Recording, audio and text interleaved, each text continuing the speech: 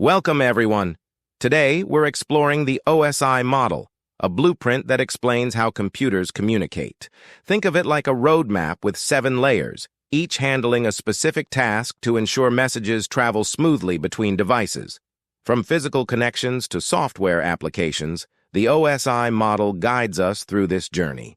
Let's dive in and unravel the mysteries of computer networking together. The OSI model, which stands for Open System Interconnection, is like a map that shows how information travels between computers.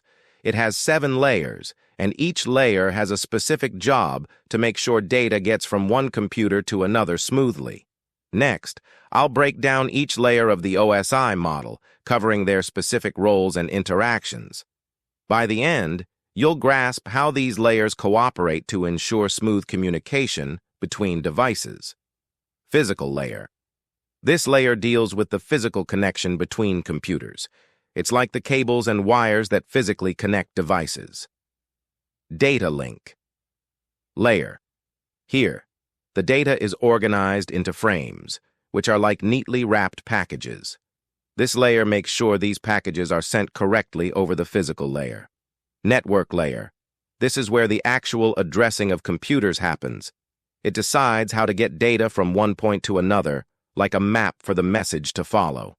Transport layer. This layer ensures that the data is delivered reliably and accurately. It's like making sure your message doesn't get lost or mixed up during delivery. Session layer.